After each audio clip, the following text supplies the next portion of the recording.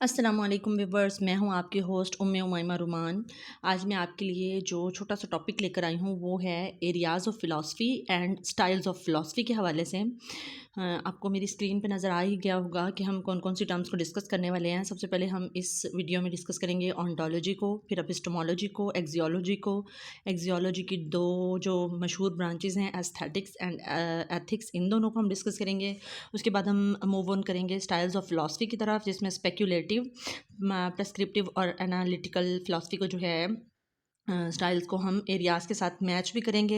मैं कोशिश करूँगी कि डेली लाइफ एग्जांपल्स के साथ आपको इनको एलेबोरेट करके दिखाऊं, और हम मेटाफिज़िक्स की डिफरेंट ब्रांचेस का भी ओवरव्यू साथ साथ ले लेंगे, ताकि इस शॉर्ट सी वीडियो में आपको बहुत सारी इन्फॉर्मेशन एक साथ मिल जाए। तो मैं आपका टाइम वेस्ट नहीं करूँगी और मूव ऑन करूँगी टॉपिक की तरफ।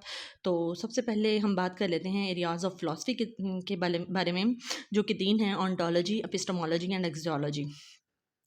और स्टाइल्स ऑफ फ़िलासफ़ी भी तीन ही माने जाते हैं, जो कि स्पेक्यूलेटिव, प्रेस्क्रिप्टिव एंड एनालिटिकल हैं।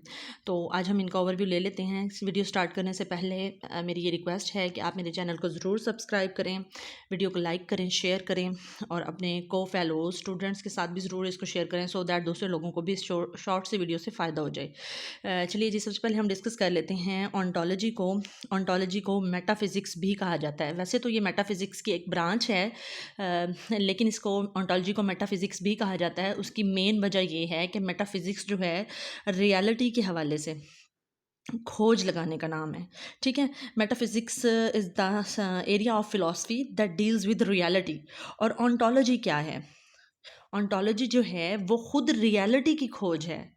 ठीक है, जो मेटाफिज़िक्स है वो डिफरेंट चीज़ों की रियलिटी के साथ डील करता है, जैसे लॉजिक हमारे रैशनलिज्म या रैशनलिस्टिक जो अप्रोच है उसकी रियलिटी के बारे में खोज लगाएगा। थियोलॉजी की इसकी ब्रांच में वो स्टडी ऑफ रिलीजन, मतलब रिलीजन की रियलिटी क्या है इसके हवाले से वो बात करता है। अगर हम एंथ्रोपोलॉजी की बात करें तो अपनी इस ब्रांच में मेटाफिज़िक्स जो है स्टडी ऑफ ह्यूमन बीइंग पे बात करता है, और वो ये देखता है कि एक ह्यूमन बीइंग जो है उसकी अपनी रियलिटी क्या है, वो किस तरह से वजूद में आया, किस किस मराहिल से वो गुजरा और किस तरह से फिर वो पैदा हुआ। ठीक हो गया। उसके बाद अगर इसके सिमेंटिक्स की बात करें तो ये वर्ड्स के मीनिंग के हवाले से खोज लगाता है कि जो वर्ड्स हैं उनकी असल रियलिटी क्या है। लेकिन अगर ऑन्टोलॉजी की बात करें तो ऑन्टोलॉजी मेटाफिज़िक्स की ऐसी शाख है जो खुद रियलिटी पे मज़ीद वर्क करती है कि रियलिटी की अपनी रियलिटी क्या है, रियलिटी असल में रियलिटी का ओरिजिन क्या था। तो यही वजह है कि मेटाफिज़िक्स की जो ब्रांच ऑन्टोलॉजी है इसको मेटाफिज़िक्स भी कहा जाता है। मतलब मेटाफिज़िक्स और ऑन्टोलॉजी को एक दूसरे के साथ इंटर एक्सचेंजेबली भी यूज़ किया जाता है। ठीक है, मेटाफिज़िक्स जो है जस्ट वो रियलिटी की खोज है, अगर हम सिंपल वर्ड्स में कहें, और ऑन्टोलॉजी जो है वो अल्टीमेट रियलिटी की खोज के हवाले से बात करती है। ठीक हो गया। अगर हम इसकी एग्जांपल दें तो कॉस्मोलॉजी की अगर मैं आपको एग्जांपल दे दूं तो मेटाफिज़िक्स जो है वो कॉस्मोलॉजी में स्टडी ऑफ यूनिवर्स पे फोकस करेगा, लेकिन जो ऑन्टोलॉजी है फिर वो उसकी जो यूनिवर्स की रियलिटी है उस रियलिटी की खोज लगाएगी ऑन्टोलॉजी कि असल में वो रियलिटी क्या है। ठीक हो गया। तो फर्दर हम डिस्कस कर लेते हैं एपिस्टेमोलॉजी को। जो एपिस्टेमोलॉजी है ये स्टडी ऑफ नॉलेज है या नेचर ऑफ नॉलेज के साथ डिस्कस करती है। मतलब जो नॉलेज हमने लिया अपने एक्सपीरियंसेस से, या फिर यूनिवर्सल ट्रूथ्स के हवाले से हमने जो भी नॉलेज गेन किया, बेशक वो प्रायरी है या पोस्टीरियर है, इन दोनों ही जो नॉलेजेस हैं इनका असल ओरिजिन क्या है। मतलब ये ग्रीक है, ये लैटिन है, या किसी और लैंग्वेज से लिया गया है, या नॉलेज की रियलिटी जो है उसके हवाले से डिस्कस करती है ये एपिस्टेमोलॉजी की ब्रांच। अच्छा, जो मॉडर्न एपिस्टेमोलॉजी है वो ज़्यादातर वर्क करती है priori knowledge and posterior knowledge पर।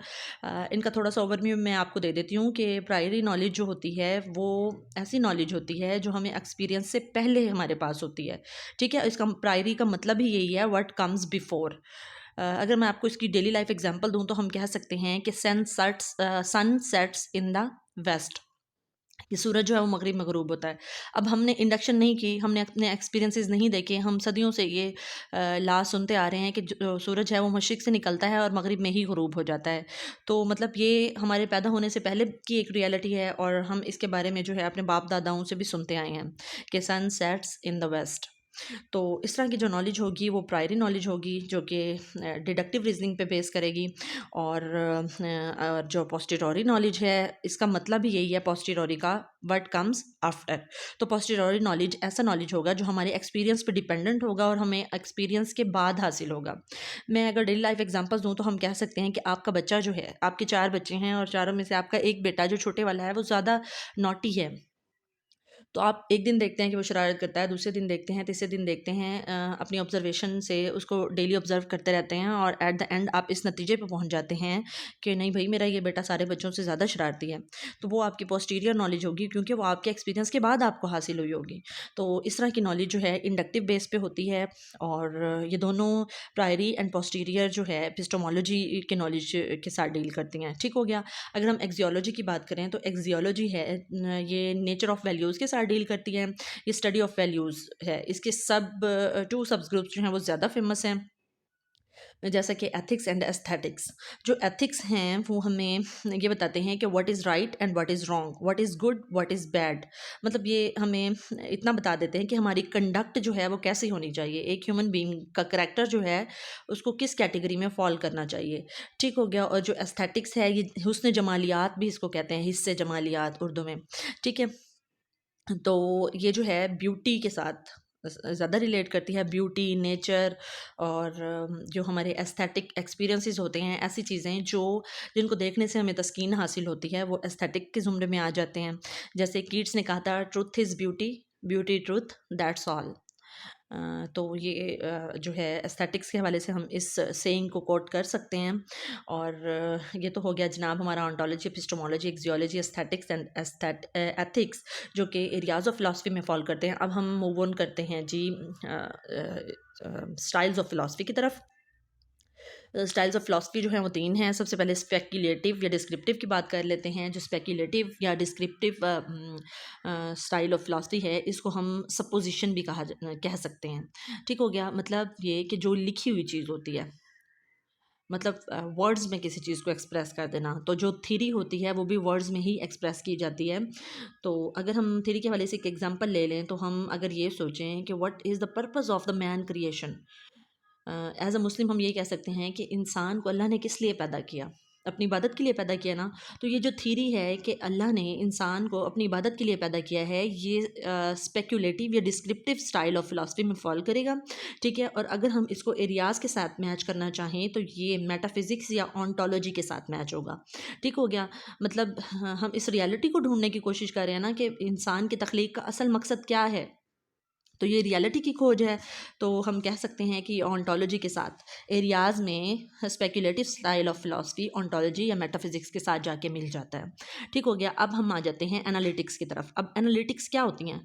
किसी चीज़ की हमने जब ज़्यादा खोज लगानी होती है तो हम उसको डिफरेंट पार्ट्स में, मतलब उसके कंपोनेंट्स की हम स्टडी करते हैं या डिफरेंट पार्ट्स की उसकी स्टडी करते हैं, और उसके बाद उनको यूनिक होल बनाते हैं सिंथेसिस के तरीके से।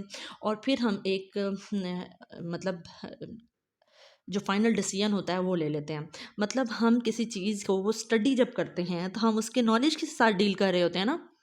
मतलब अगर हमने स्टडी करना है किसी चीज़ के कंपोनेंट्स को, उसको ब्रेक डाउन करना है, उसको स्टडी करना है और फिर फाइनल कंक्लूजन तक पहुंचना है, तो हम असल में नॉलेज गेन करने की कोशिश कर रहे हैं।